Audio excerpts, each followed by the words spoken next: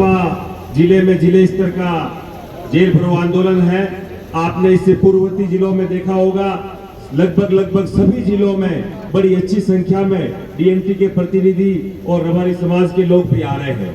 आपको अपने मुद्दों के प्रति भी थोड़ा जागरूक होना पड़ेगा।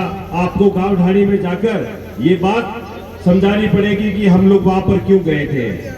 आज यहाँ पर प्रदर्शन हो जाएगा, उसके बाद अगर वापस आप लोग भूल जाएंगे कि हमारा मुख्य मुद्दा क्या है, हम लोग क्यों लड़ाई लड़ रहे हैं। आज आपके बीच में आदरणीय लाल सिंह जी भी लगभग 2 साल से रात दिन 24/7 आपके हकों के लिए, अपने अधिकारों के लिए लड़ रहे हैं। तो आपको और हमें भी ये बात समझनी पड़ेगी।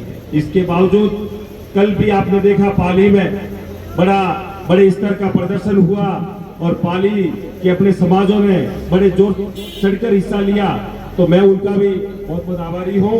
और आपको ये बात, जो पार्टियों से भी लोग जुड़े हुए हैं, मैं भी किसी पार्टी से बिलोंग करता हूँ, छात्र जीवन से, छात्र राजनीति से मैं यूथ कांग्रेस और एनएसआई से जुड़ा रहा, लेकिन कोई भी पार्टी का पदाधिकारी हो, कोई साथी है, उनको ये बात समझनी पड़ेगी कि ये डीएनटी की लड़ाई जो है, ये हमारे अस्तित्व की लड़ाई है, हमारे वर्चस्व की लड़ाई है।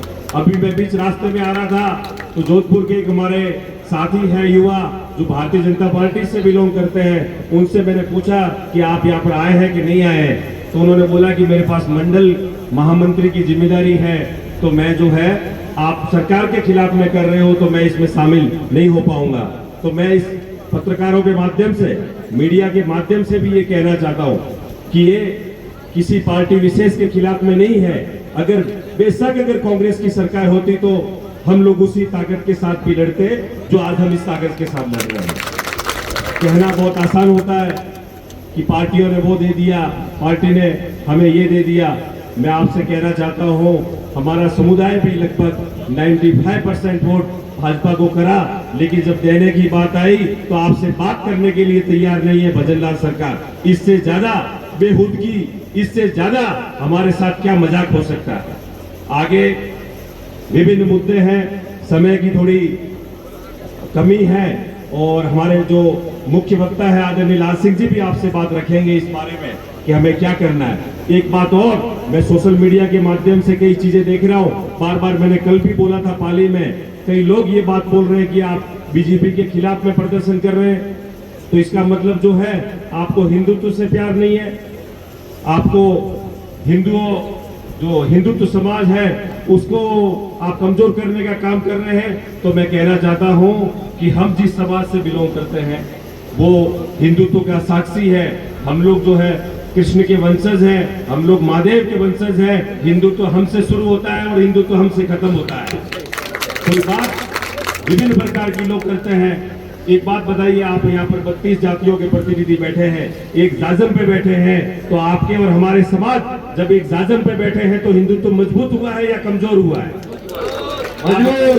वो कौन लोग हैं जो हमें ये कहते हैं कि आप ये बात देखिए कि हिंदुत्व कमजोर कर रहे हैं या वो कर रहे हैं? हिंदुत्व की बात, हिंदुत्व का ज्ञान आप हमें नहीं दे, हमारे नस्ल में हिंदुत्व है, लेकिन सरकारों के खिलाफ में अगर हमें लड़ना पड़ेगा तो आप उस नजर से हमें ना देखें कि हम किसके खिलाफ में लड़ते हैं। आज भारतीय जनता पार्टी की सरकार है प्रदेश में, केंद्र में, तो हम हक किससे मांगेंगे, हम अधिकार किससे मांगेंगे? हम किसी और से मांगने थोड़ी जाएंगे। आपको वोट किया है, आपको जिताया है, तो आपका दायित्व बनता है कि हमारी बात सुने और बड़े गौर से सुने।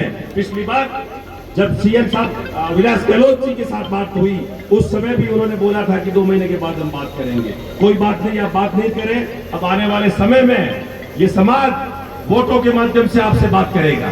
एक दिन आप ऐसा आएगा जब आप लोग बात करोगे, हमें बात करने की जरूरत नहीं है। कहने को और बहुत सारी चीजें हैं, लेकिन समय की थोड़ी कमी है। और आप सभी लोगों ने, जोधपुर के गांव ढाणी से पधारे मेरे युवा साथी, उन सभी से मैं कहना चाहता हूं कि सोशल मीडिया के माध्यम से आप इस मुद्दे को भी ज्यादा से ज्यादा समझाएं। आप किसी और की रील डालेंगे, किसी और मुद्दों पे डालेंगे, उससे समाज को फर्क नहीं पड़ेगा। समाज को जब आप ये बात करेंगे तब फर्क पड़ेगा। तो मैं सभी हमारे जो इन्फ्लुएंसर है सोशल मीडिया के, उनसे भी कहना चाहता हूं कि ये बहुत ही जेन्युइन और जायज मांग है। अगर कोई आपसे कहता है कि आप गलत डिमांड कर रहे हैं, गलत मांग कर रहे हैं, तो समझाने के लिए आप हमारे नंबर दीजिए, लाल सिंह जी के नंबर दीजिए, और भी कई लोगों के नंबर दीजिए। बिल्कुल ये जेन्युइन मांग है। आपने देखा होगा जोधपुर में हमारे काफी साथियों के साथ भूमि भी है, पट्टे भी हैं, लेकिन मैं अबू पिंडवाड़ा का इंचार्ज रहा पार्टी की तरफ से। सिवाना को मैंने देखा, आहोर को देखा, मारवाड़ जंक्शन को देखा, बाली को देखा। सबसे बड़ी विडंबना यह है कि 70% हमारे समाज के लोगों के पास पट्टे तक नहीं है। आज ये हालात है 78 वर्ष के बाद भी। तो मैं आप सबसे निवेदन के साथ, विनती के साथ कहता हूं कि आप इस मुद्दे को बड़े जोर शोर से उठाइए और अपने साथ में रहने वाले समाजों को भी ये समझाइए कि हमारा जायज मांग है और जायज मुद्दा है, इसमें हमें साथ दीजिए। जय जटेश्वर।